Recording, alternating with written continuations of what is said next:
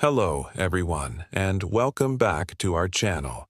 Today, we're journeying back to India, a land often described as a cradle of spirituality. But beneath the surface of profound faith lies a complex, often darker, reality. It's a place where priestly authority, particularly through Hinduism, once went so far as to dismantle Buddhism to secure its dominance. This historical power has cultivated a society that is arguably one of the most superstitious in the world.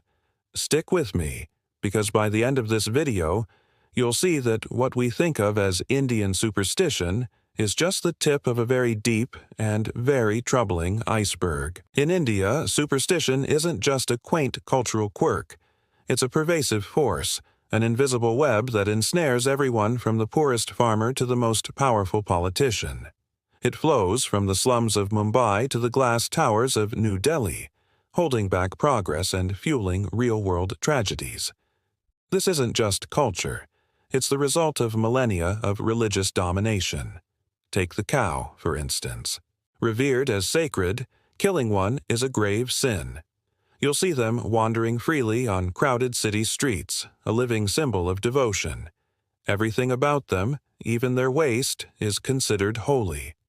This belief leads to some bizarre rituals, but it also has a deadly side.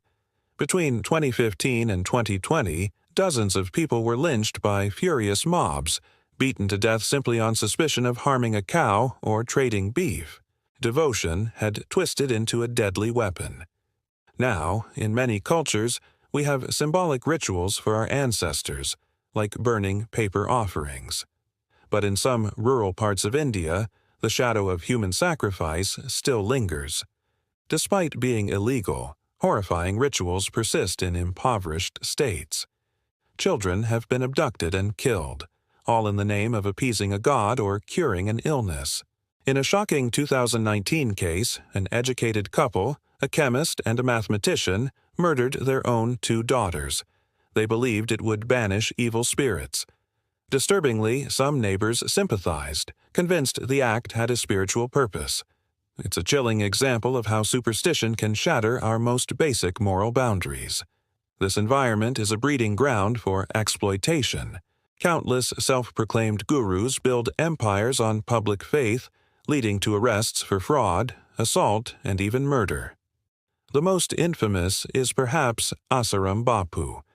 Once hailed as a living saint by millions, people believed just hearing his voice could purify their souls. Then, in 2013, a 16-year-old girl accused him of sexual assault. The case rocked the nation. The victim's family faced threats from his fanatical followers, and witnesses were attacked or disappeared. Despite the immense pressure, Asaram was sentenced to life in prison. But here's the kicker. Millions of his followers still worship him today, convinced he was framed.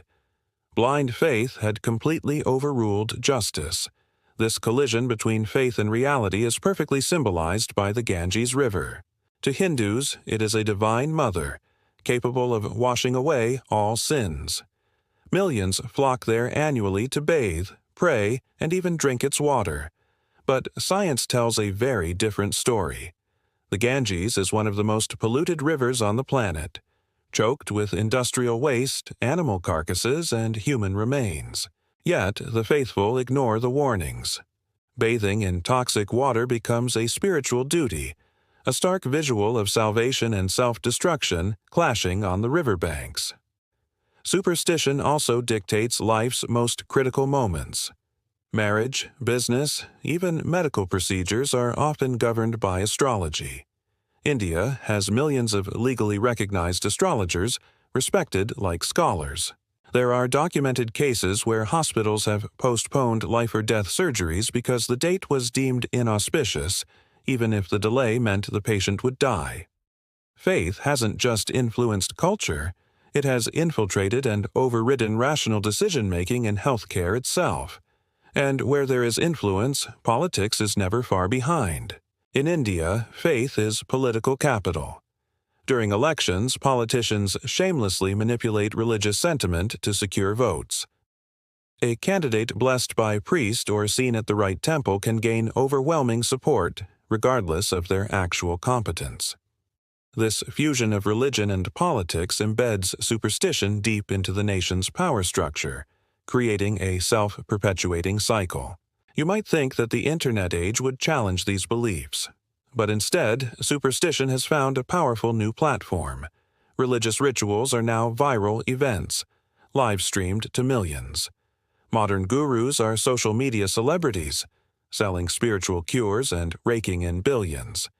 They use the language of enlightenment, but operate like media moguls. Faith has become entertainment and religion, a massive, lucrative industry. So, what are the roots of this blind faith?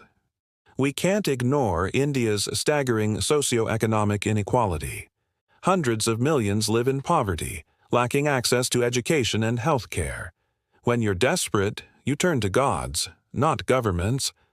A farmer facing a drought doesn't demand irrigation reform. He pays a priest to pray for rain. A sick person who can't afford a doctor seeks a spiritual healer. Superstition is both a symptom of this deprivation and a tool that maintains it, keeping people passive while the ruling class avoids accountability. But amid this darkness, there is hope.